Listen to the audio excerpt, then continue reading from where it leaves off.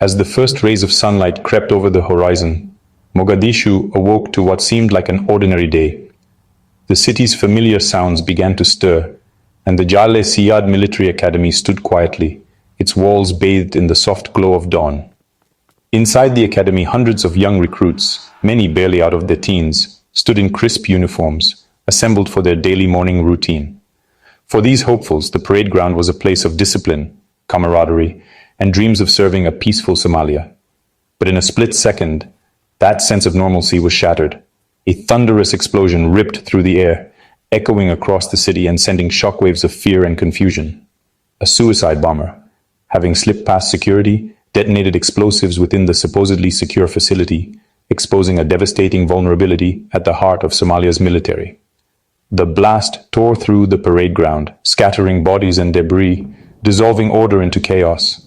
In an instant, the hopeful energy of the morning was replaced by terror, confusion, and heartbreak. This was not just an attack on a military site, but a direct assault on Somalia's aspirations for peace, stability, and a future free from violence. The academy, a symbol of national pride, was left scarred and silent. Within hours, the militant group Al-Shabaab claimed responsibility, making clear their intent to undermine the nation's future and instill fear in the hearts of its people. The aftermath was grim and haunting. The parade ground, once filled with the sounds of drills and marching boots, now echoed with cries of the wounded and desperate calls for help. Medics rushed to tend to the injured, their uniforms stained with blood and dust. Survivors, dazed and shaken, scrambled to help their fallen comrades, forming human chains to carry the wounded to safety. In the midst of chaos, acts of courage and solidarity emerged. The attack highlighted the immense challenges Somalia faces in its ongoing fight against a resilient and ruthless insurgency. Security forces were placed on high alert, and the city braced for further unrest. For Mogadishu, it was another day of mourning, a stark reminder of the high price paid in the struggle for the country's soul. Families gathered to grieve, their sorrow mingling with anger and uncertainty about what the future might hold. The tragedy underscored the dangerous path ahead for Somalia's government and people, who must now find the strength to rebuild, to heal, and to continue their fight for a peaceful tomorrow. To understand these attacks, we must know Al-Shabaab. This group is not just a collection of militants, but a deeply entrenched organization with a complex history and far-reaching ambitions. Their actions have shaped the security landscape of Somalia and the wider Horn of Africa for nearly 2 decades. Emerging in the mid-2000s as the youth wing of the Islamic Courts Union, Al-Shabaab evolved into a violent jihadist group after the court's ouster. The group quickly filled the power vacuum left by the collapse of the Islamic courts, gaining support among some communities by promising order and justice, even as they imposed strict and often brutal interpretations of Islamic law.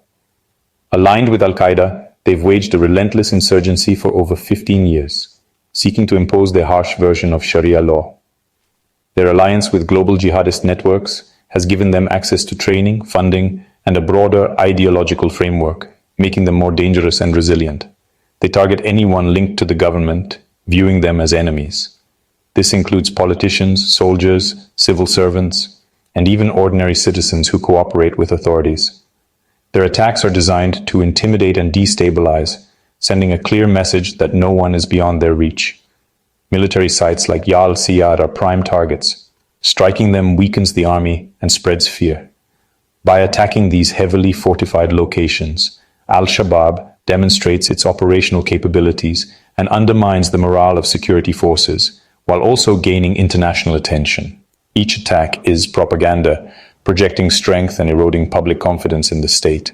Al-Shabaab uses media and social networks to amplify the impact of their violence, recruiting new members and spreading their ideology far beyond Somalia's borders. Al-Shabaab funds itself through extortion, illicit trade, and taxing rural territories, creating a war economy. Their financial networks are sophisticated, allowing them to buy weapons, pay fighters, and maintain influence in areas where the government's presence is weak or non-existent. This financial independence sustains their operations and recruitment. By offering salaries and social services, they attract young men with few other opportunities, further entrenching their power in local communities. Their rigid ideology, strategic targeting, and robust finances make them a persistent threat to Somalia and the region. Al-Shabaab's adaptability and ability to exploit local grievances ensure that their influence remains strong despite ongoing military campaigns against them.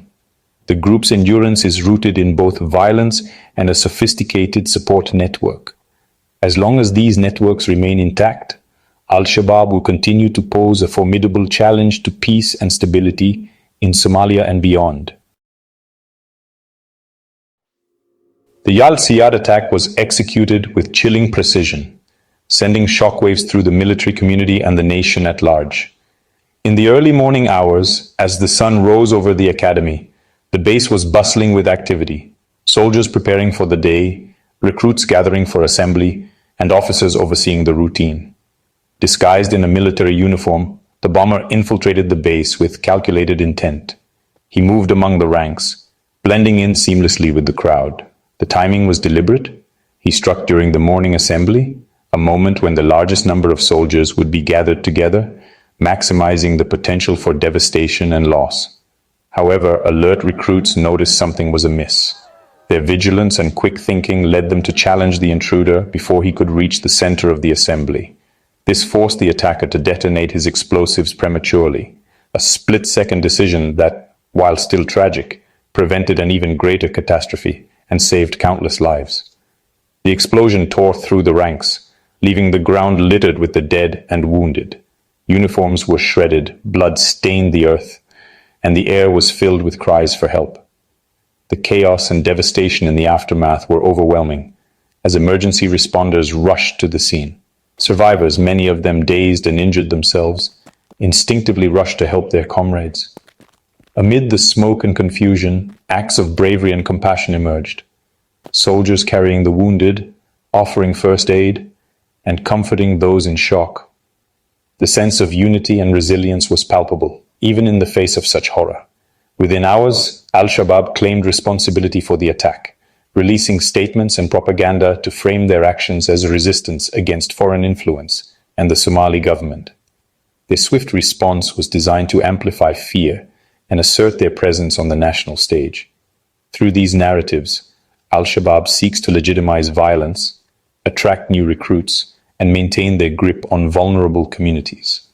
Their propaganda glorifies such attacks, attempting to inspire others to follow in their footsteps. This was not the first time the academy had been targeted.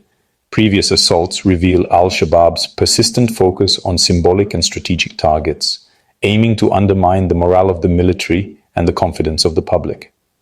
The methodical planning behind these attacks demonstrates both the group's intelligence capabilities and their utter disregard for human life. Each operation is carefully orchestrated with months of surveillance and preparation.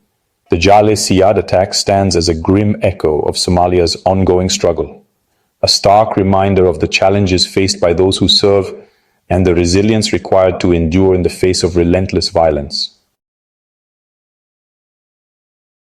In the aftermath, chaos and courage collided at the academy. Survivors and staff risked their lives to rescue the wounded, improvising first aid with whatever they had.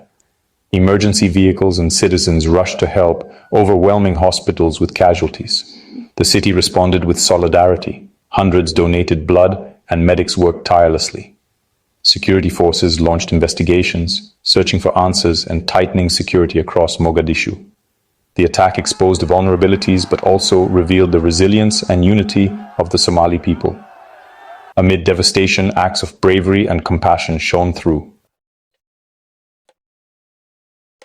The attack's deepest impact was on Somali families. Sons, brothers, and fathers lost in an instant. Families flocked to hospitals and morgues, desperate for news, many facing heartbreaking loss. Survivors carry psychological scars, haunted by the trauma of witnessing friends die. The attack dealt a blow to army morale and deepened the country's humanitarian crisis. Hospitals already strained struggled to treat the wounded. For families who lost breadwinners, the economic fallout is severe, pushing many into deeper poverty. The violence ripples through society, leaving lasting wounds. Al-Shabaab's brutality extends far beyond the battlefield, touching every corner of Somali life. The Somali government responded swiftly. President Hassan Sheikh Mohamud condemned the attack and vowed intensified counter-terrorism efforts. International partners, including the African Union, US, and Turkey, expressed solidarity and pledged support. These alliances provide vital training, intelligence, and medical aid. The attack was a stark reminder of the shared dangers faced by Somali and international forces. Despite past offensives, Al-Shabaab's resilience remains a challenge.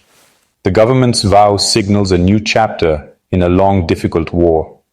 International support is crucial, but the fight ahead is complex and demanding.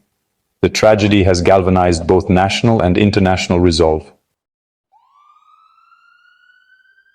The attack exposed serious flaws in Somalia's security apparatus. A suicide bomber's infiltration points to failures in vetting, security, and possible insider threats. Corruption within the security sector, sold uniforms, lax protocols, creates vulnerabilities Al-Shabaab exploits. Deep reforms are urgently needed, better training, accountability, and counterintelligence. Al-Shabaab's shift to urban attacks reflects their adaptation to military pressure in rural areas. These high-profile strikes aim to undermine public trust and project strength. The group's intelligence network in Mogadishu is alarmingly effective. The government must balance rural offensives with stronger urban security and intelligence. It's a complex battle requiring resources, reform, and vigilance. The academy bombing is just one piece of Somalia's complex security puzzle. The government struggles to extend authority beyond Mogadishu, with Al-Shabaab controlling vast rural areas. Military offensives, often with clan militias, have retaken some ground. But holding territory is difficult. International partners provide crucial support, but coordination is a constant challenge. Political infighting and clan rivalries further complicate efforts, sometimes benefiting militants. Lasting security requires more than military action. It demands national reconciliation and fair resource distribution. Al-Shabaab thrives where government is absent and services are lacking. True victory means following military gains with governance, justice, and jobs.